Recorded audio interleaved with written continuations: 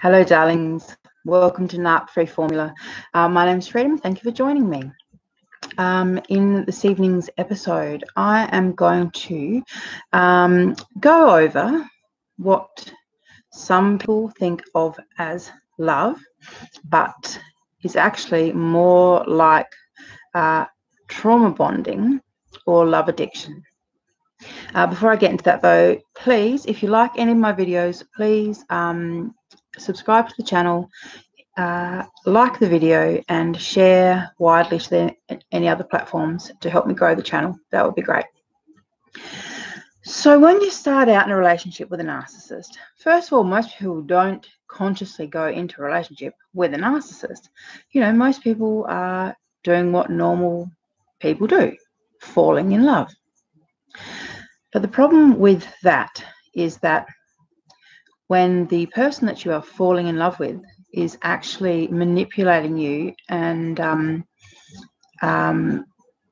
confusing you and playing little psychological games upon you, you know, it's very easy to think that you are in love and be trapped by that very love. What we've found, what studies have found, is that in relationships where you have domestic violence or any kind of intermittent reinforcement. So what that means is, for example, when you get into an argument and instead of resolving things, he will go off and give you the silent treatment. And the silent treatment can go on for days. Or he will storm off, drive off, and the way he's done it, it looks like he's never coming back. You know, he's packed his bags and he's acting like he's never coming back. This kind of behaviour is done specifically to create a fear in you, to play on your wounds and your damage.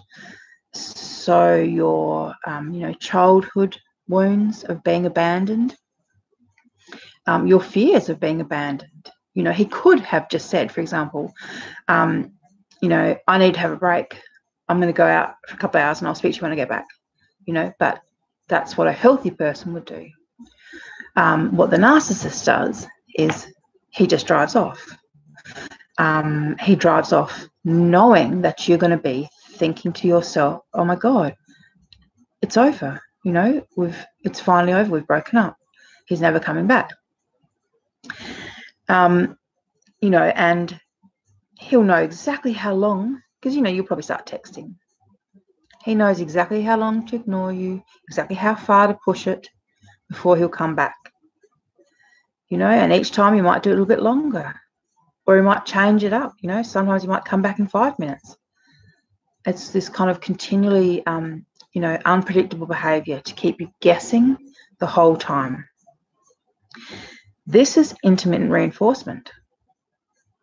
Another form of intermittent reinforcement is when, you know, for example, he's Mr. Moody, you know, 24/7, but then when you finally say, no, I can't stand this anymore, I've got to leave, that's when all of a sudden he becomes all loving. He wants to talk about it. You know, come and sit down, we'll talk about it. I didn't realize that there was a problem. Let's just talk it through. You know, before you know it, you're making out and falling into bed and having great sex, and it's all forgotten about. And then you're high as a kite on hormones and chemicals, serotonin and dopamine. You know, these love hormones is what is actually being manipulated, and this is what is trapping you in this relationship, because not only does he deliberately try and create these kind of reactions within you, but what also happens is you go into this how do I put this, it's like well, it's part of the trauma bonding. It's to do with when you're a captive, or when you're living in fear, or when you're, on edge, anxious, nervous. You have another lot of chemicals going through your body. And the thing is that although he may be the person that's causing all this anxiety, when he comes over and gives you a kiss on the forehead or does something sweet, all of a sudden you get this rush of relief, and it literally goes through your whole body. Your body actually gets addicted to that, to the point where when you break up with a narcissist, you actually crave them. And sometimes by thinking about them, you get the same chemical rushes and, this kind of letdown.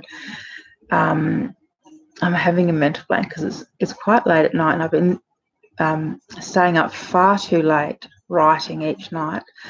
Peptide addiction. Sorry, peptide addiction is the word that I was looking for. For some reason, my brain was saying Pepsi. Peptide. Let me write down this in case I forget it again.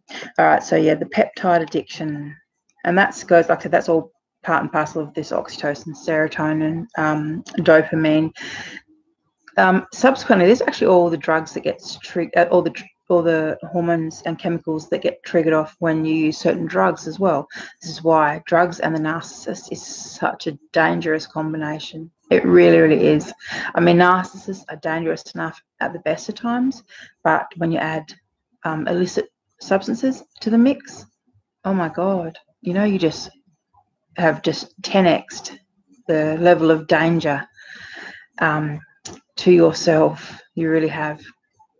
Anyhow, so I just wanted to talk about, this kind of concept of, but I love him, because often when women are trying to get away from abusive partners, they get this, but I love him and he loves me. Well, we've cleared up that he doesn't love you, because narcissists do not love. They do a good love act, no doubt. I mean, they know how to pretend to be in love. They've watched all the movies. They've seen what works on you. They know exactly what to do to make you feel like you're being loved. They pay attention to your responses and your reactions, and they will do what they need to do to make you think that you're being loved when they want you to feel loved. When they want you to feel insecure and paranoid and scared and nervous, I mean, they know exactly what to do there too. But anyhow, so we've realised that him loving you is not an issue. But if you come to terms with the fact that your love is probably actually mainly a chemical reaction that you're having, that kind of combined with the fact that who he's presenting as, so who he's pretending to be, he's kind of crafted that specifically. Like, they watch their victims for a while. They suss you out in the beginning. They know what it is that you're looking for, the type of man that you're looking for, and they become that person. Not because, they want to please you. It's not because of anything like that. It's just because, they know that is what will trick you and get you into the relationship where they want you, so you can provide them with the fuel that they need. Anyhow, so let's just quickly go back over it. So the hormones at play here are oxytocin, serotonin, dopamine, and the peptide addiction is this chemical release that occurs. So like I said, when you're nervous, tense, on edge, he's pacing around the house and you're sitting in the corner just getting so stressed because you just don't know what's coming, and then all of a sudden he comes, puts his arms around you, and every part of your body just goes, oh, thank God, everything's okay. I mean, that's it's actually, your survival is actually being threatened. That's what your brain and your body is thinking. That is all going on, your brain and body is thinking that your survival is threatened. And that's, it's no way to live. It's kind of so draining on your body. It's so tiring. It's aging. It puts you in a state of constant anxiety. And a lot of people that come out of these relationships end up having post-traumatic stress disorder or complex post-traumatic stress disorder, or having mental health issues. And it's, this is why, because it's actually, you're living in a war zone. That's what's going on. You're constantly in a heightened state of awareness. You're super kind of aware, hyper vigilant, or at all times of his mannerisms, of his tone of voice, of the inflection, the way he speaks, little tiny things like the clench of a jaw, the flicker, like a flicker of an eyebrow, a slightly raised eyebrow, little things that healthy people shouldn't even have to notice. People in a healthy relationship would never even notice, and they certainly wouldn't be, so fine-tuned paying attention to it. But when you're in a relationship with a narcissist, your brain thinks that your survival is depending on you being so hyper-vigilant. So you quite literally will notice every little mannerism, every tone of voice, every, slight annoyance. And you're constantly trying to make sure that he doesn't get set off in any way. You're constantly editing yourself. You don't want to say the wrong thing. Don't want to act the wrong way. It's just this constant state of trying to appease someone, trying to ensure that nothing you do sets them off. But the thing is, it's a rigged game. It really is, because they want to go off. They want you to be the punching bag. They want to be able to take out their frustrations on you. So it doesn't matter how well you behave or how well you manage, the situation on a daily basis. It doesn't matter. They want to go off, so they're going to find something to go off at you. The look on your face. What's that smirk for? What's that face for? That was something that I used to get to the point where, I would keep my face kind of really deadpan so that he couldn't read my emotions and couldn't tell what was going on. It's just a terrible way to live. It really is. All right, darlings. I think I'll just do, like I said, just a quick one tonight. But just bear in mind, okay, the terms that you need to research more is intermittent reinforcement, and that's the being mean, being nice, being cold, being loving, being aggressive, being gentle. And like I said, there's no kind of rhyme or reason to that either, so you don't ever get to ever get your footing, you don't ever get to know, okay, well, he's going to be nice for 2 days and then he'll be mean for 5 days. Like, it doesn't work like that. He could have gone off yesterday over something. Tomorrow, the same thing that you did yesterday won't bother him at all. But the very same thing that you did tonight that he seemed to love so much, well, 2 weeks from now, it'll cause World War III. No rhyme or reason to any of it, because the narcissist mind doesn't work like everyone else's. They don't care about their relationships. They're not trying to make it good between you two. They're just trying to get as much fuel as they need to get through any given day. So if they're low on fuel, they'll start a fight with you just to get some fuel, just so they get to have the argument. You get maybe cry, maybe get angry. All of that makes them feel powerful because they created that emotion in you. Then after, maybe you're really, really angry and they manage to sweet talk you. Maybe they come back, oh, baby, I'm so sorry. I love you. I never meant it. You mean the world to me. You're my everything. So maybe this time they are the ones that come sucking up. But they're not doing that because they care or they're sorry or they believe what they're saying. They're just doing that so that, well, first of all, it makes them feel mighty powerful. 2 minutes ago you were going to leave. 2 minutes ago you were saying they were an asshole and, that you hated them and you didn't want to be with them anymore. And now look, putty in their hand. How good does that make them feel? It makes them feel fantastic. So there's that. And there's also just the fact that if you're confused, if you can't figure out which way's up and, what's going on today, all of that makes you unstable, and that will help with the fuel, because once you start to figure this stuff out, you'll start putting a stoppage on your fuel. You'll start realizing, okay, he's actually doing this on purpose. I'm not going to get drawn into that. And you'll stop with your fuel. I mean, subsequently, he will start looking for fuel elsewhere, just so you know.